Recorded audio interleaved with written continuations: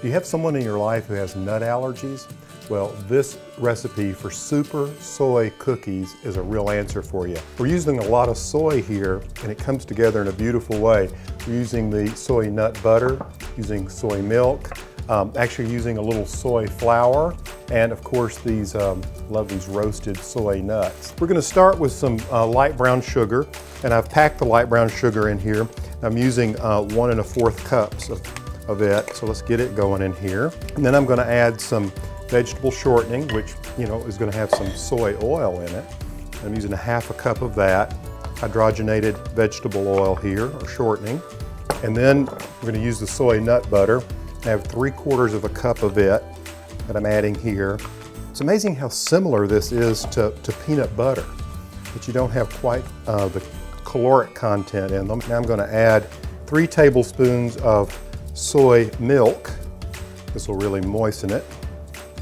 And 1 tablespoon of vanilla extract.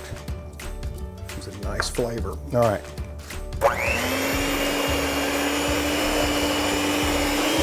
And I've got all those ingredients together. I'm going to add 1 egg from our girls here at the farm. Get that mixed in there together.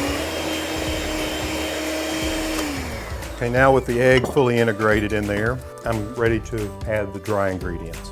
What we're going to use here is 1.5 cups of all-purpose flour. Then I'm going to use 1/4 cup of soy flour.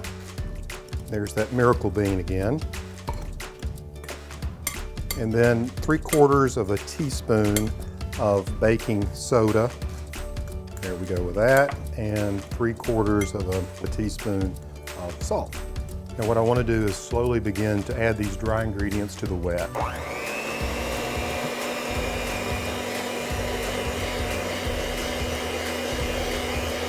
So you can see that pretty well integrates the wet and the dry.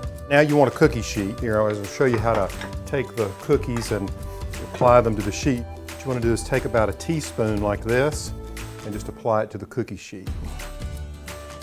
And I want to show you a little trick on the soy nuts.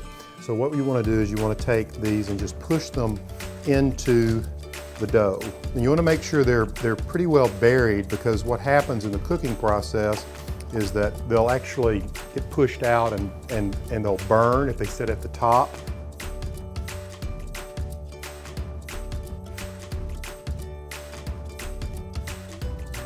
There's a dozen of them ready to go into the oven. Now you want to preheat the oven to 375 degrees, and you want to bake them for only about 8 to 10 minutes until they're brown. Watch them closely. You're going to love the flavor. These are so tasty they'll make a bulldog break his chain. This recipe is brought to you by the soybean farmers of Arkansas.